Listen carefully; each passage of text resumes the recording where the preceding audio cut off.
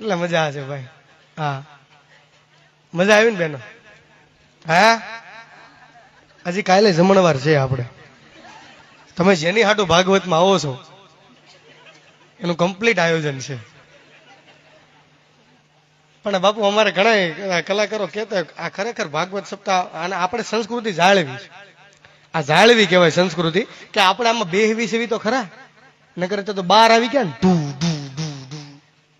નકર તમે એ કરી પણ ડાયરાની સંસ્કૃતિ જાળવી મોટી વાત છે. કે રાજુભાઈ જોરદાર તાલી હતો. હા 25-30 લાખ કે વાપરવાના છે કે આપણે કુદ. અને બાપુ પૈસા ગમે એટલા હોય પણ ખિસ્સામાં હાથ નાખવાનું જીગર તો હોવી જોઈએ કે નહીં? હા હા ને અમુક ઢોલ વગર તેની ઉપર ખોટી નોટ ઉડાડતા ગાડ પણ ખોટી છે. હા અને એક જોક્સ લઈ લો આમ તો પછી આપણે પૂજાબેનને રજૂ કરવી. બાપુ હવે આ થોડીક બાથરૂમની વ્યવસ્થા થઈ ગઈ. પેલા બાથરૂમ નહોતા, હારા ઘર હોય તો ઉતારા હોય નકર નહોતા. એટલે જાન આવવાની હોય ને એટલે બાબલા પૂછો ડબલાને ખરીદી કરવા જતા જાનૈયા હાટું સમજ્યા? હા પણ લઈ હારા ઘર હોય બાથરૂમ હતા નકર હતા જ નહીં. ફાઇનલ છે ને ભાઈ નહોતા નહોતા એટલે બાબલા ને હરખ એટલું સમજ્યા ડબલા લેવા જવાના.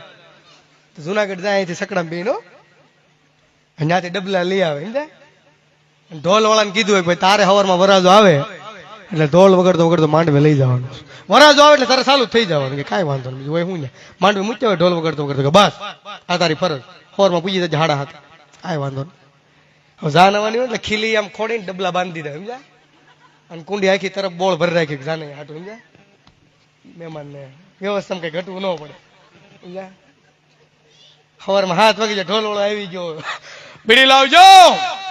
કોણ આવ્યું કે આવી જાવ ઢોલો ઠેક આ 2 વાગ્યો બરોબર. ત્યાં વરાજો નહીં આવે. વરાજો બસ આમ ઉતારાઈને બેઠો સમજ્યા. વરાજો ઘરે એટલું ખાઈને આવ્યો હોય,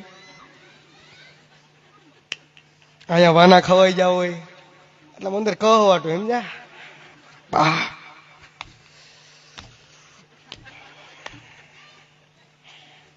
હું છું મજામાં દાદા. ઓલું બધું શું છે ભૈયા ને બધું તાણ કરી કરીને ખવડાવ્યું હોય ને.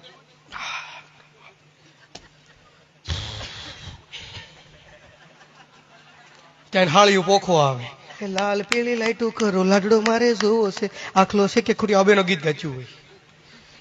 વરાજો અંદર થી કહવાટ સમજ્યા. પછી ધીમે થણવર ને ઠોમ ડબલું ભીની ડબલું ભરે ક્યાં છે ડબલું? કુંડી આડું પીડું લઈ લે. ડબલું ભરે લે મજામાં. જાણવાર એક હાથમાં ડબલું હોય, કાખમાં કટાર હોય અને પેલા ટીકી વાળા રૂમાલ આવતા મોઢે લુવે તો લીહોટા પડતા. એક હાથમાં ડબલું કાખમાં કટાર. જેવી ડેલી ખોલે ત્યાં ઢોલ વાળો મોડ થાય તુરબુંગ એ માંડવે નથી જાતો ને રેટો કરી એને એમ કે વરાજો માંડવે જ જાતો એને રૂટીન સેટ થઈ ગયું સમજ્યા.